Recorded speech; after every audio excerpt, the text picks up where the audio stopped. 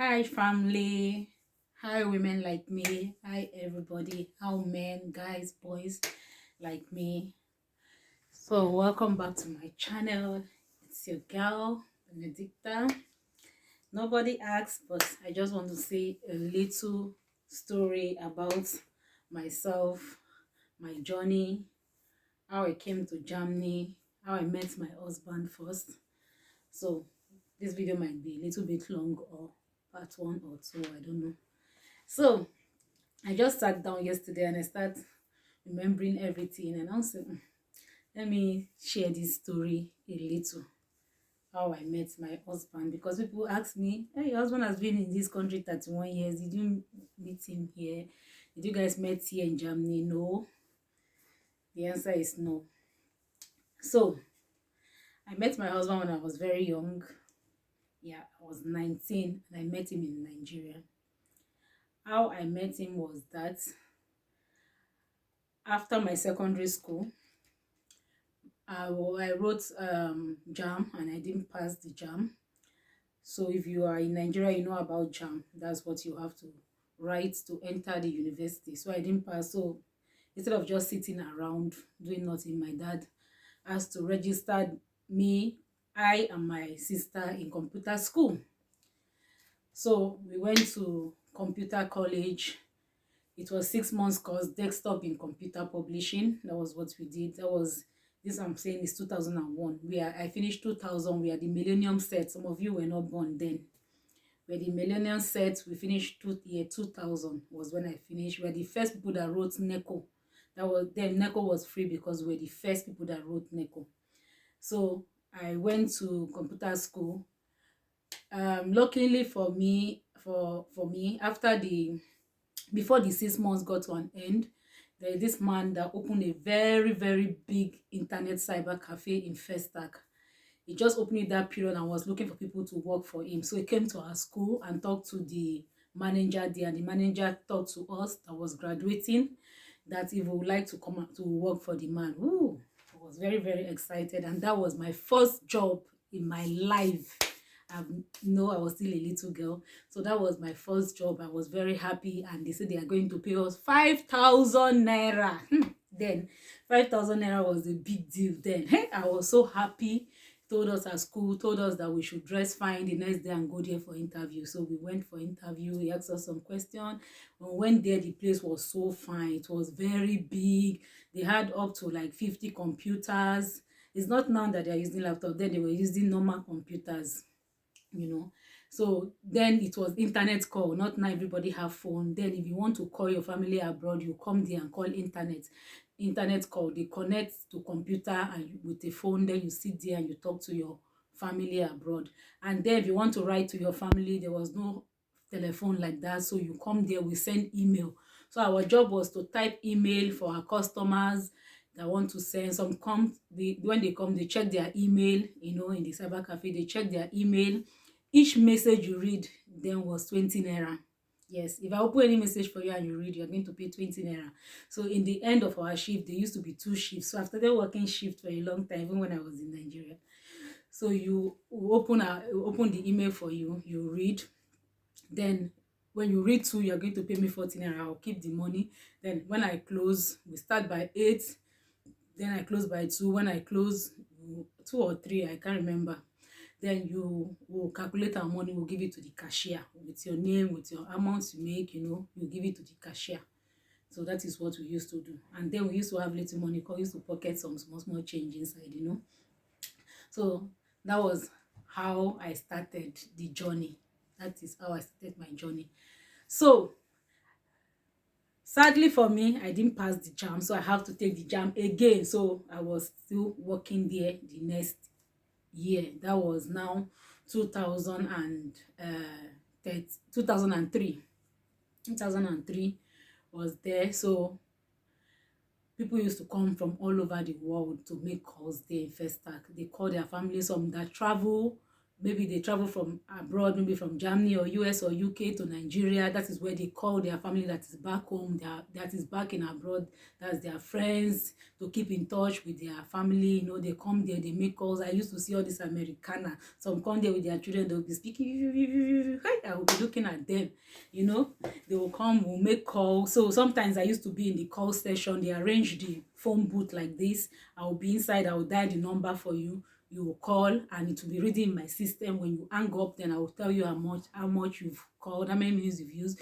Then you will pay me the money. Then I will keep in the end of the day, I will calculate the money and give it to the cashier. So it was a very, very lovely job for me. I was so happy with that job.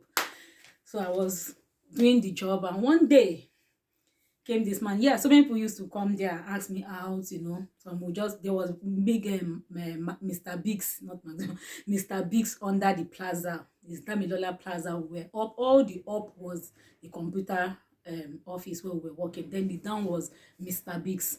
So many customers, they used to buy Mr. Biggs for us, and that is when they were really doing this Yahoo Yahoo. Yeah, we were the ones typing some message for them. I didn't even know some were Yahoo Yahoo. I would just see that they are sending bill of lading, container. I didn't know all those things. They were fake, using it to collect money from people. So we used to help all these people. So one day, this guy came. He made call and told me to give him my number. I refused, and was just trying to talk to me because sometimes my boss is sitting there looking at us. So he asked me for my name. I told him my name. He went. Another day, he started being regular. And anytime he comes, he want to ask of me. Sometimes when I'm not even on shift, he will ask other people that were in the shift about me.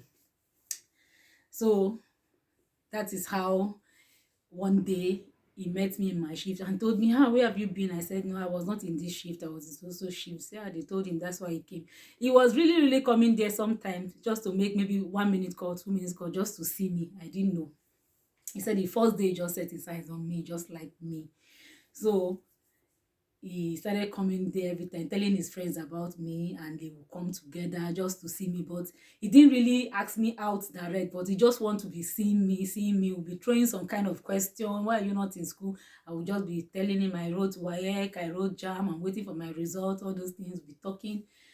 So one day now asked me, when am I going to close? I told him. He said, okay. I didn't know this man came, was downstairs waiting for me at the Mr. Beast. Immediately I came, I was looking through the window if I'm out from the door. So when I came there, I heard somebody called me. When I looked, it was him. I went. He said, if you sit down, I want to buy me something. So he bought me something. I ate from there. He asked me whether I have a phone. I said, who dashed me phone? I don't have a phone, no. So I now gave him my working place number, because he said he was going back the next day to Germany. I stay in Germany and he's going back the next day. He has been for like 2 weeks or 3 weeks. So he gave me his number, wrote the number on the paper. Then I gave him my working place number. So he used to call our landline as the place of work, because I didn't have a phone. So that was how we started talking on the phone. He came back to Germany and we started talking on the phone. We talk on the phone sometimes for 5 hours, talking till I got admission, I entered school. So after 1 year, he came back again and we met together. But when I met him the second time, the way he behaved, I just said to myself, I cannot. Let me just do one funny thing that happened. He now took me to his house to know his place. I knew his place. I was sitting at the parlor. So he respects the way I was doing. He saw it that I was so naive and everything. So I sat at the parlor there watching TV. The brother was there. We watched TV together. So later I told him I have to go. So while I was going, now said, he didn't cook, they don't have food. That's why he needs somebody to be coming and helping and cook. Whether I know how to cook. I said I know how to cook, but I don't know now, but I have to go. So he now said, okay, you might be hungry. I say yes. So we branched one eatery to eat. As we're eating, this man was just looking at me. Before you know, this man said, kiss me. That was where I provoked. Not that I was shouting, because this one I'm telling you, I was just 19 years old. So, and he has stayed in abroad for so many years, started behaving like Oyibo people. He want me to kiss him in the public when my mama can be passing or my sister can be passing, and they just see me, is my ear, they will drag home.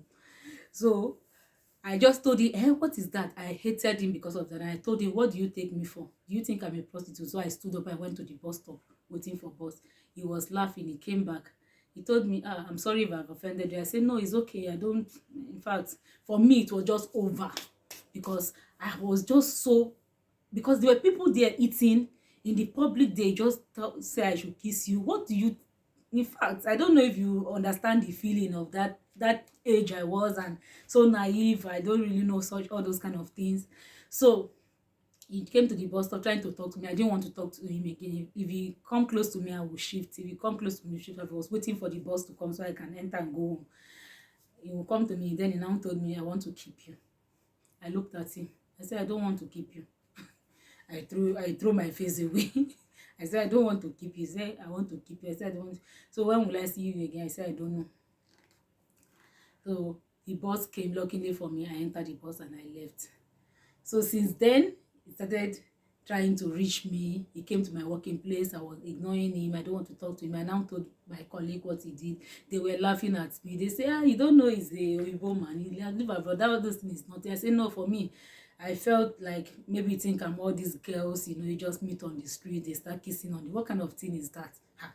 What about if my family member were just passing on the road and just catch me with a man? No, I beg, I don't want him. Which kind of person is that one? So I was so irritated with that thing. And that thing, I didn't know. Something that was irritating me was dragging him to me. That, wow, I like this girl. This is the kind of woman I want. So, but for me, it was, I don't even want to talk to him again. Sometimes once I just close from work, if I see him, he come to my place of work, I will just answer him normal for him to just be going. Excuse me, drink my water.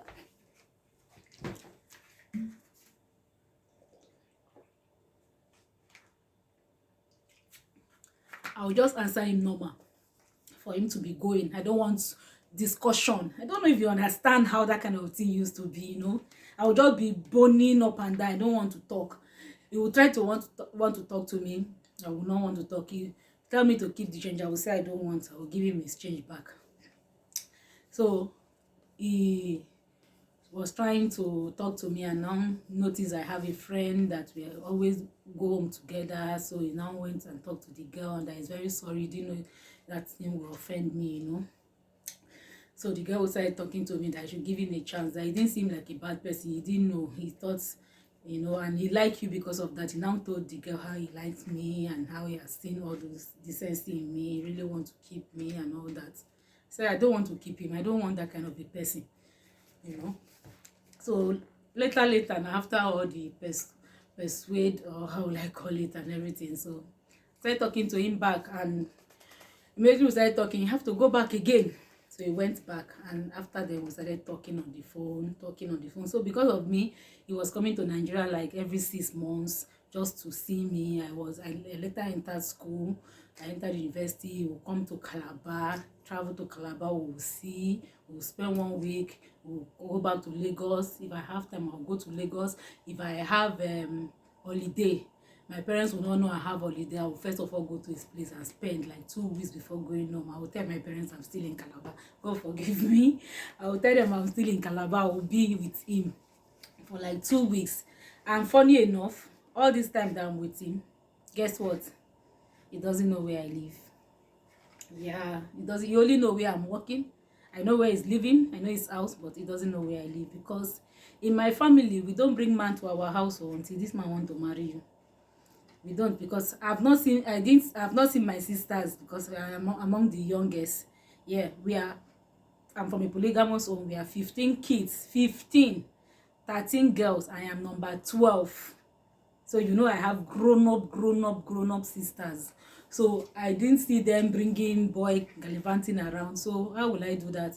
He asked me so many times. That I'm living in this estate, but where is that? He only drop in the gate, and that is very big. When he drop me, I will take bike home or bus home. So he doesn't know where I'm going to. He only drop me by, and he will go. Then I will enter the gate. I will take bike. I will go to my house, or sometimes I will take bus. I will go to my house. So he doesn't know where I'm really living. And we dated for like 5 years. Do you know? My husband didn't know where I was living until when we wanted to get married. And then my dad has died, and my mom moved to Akwa Ibom. So my where I was living in Lagos and where we've spent more than 30 years in Lagos. My husband didn't know for 5 years. He didn't know. He only knows that I'm living in this place, but he didn't know where I was living. So he trusts me up to that. But he knows where I was living at school. But he never met my parents. He has met my sister. Oh, they've come back from school.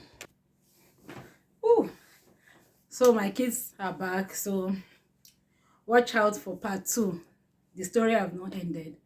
I will tell you the story of when I came to Nigeria, when I came to Germany, and how I came and why we came. So just stay back. If you enjoy it, ask for part 2, then I'm going to continue this story. Have a nice day and bye.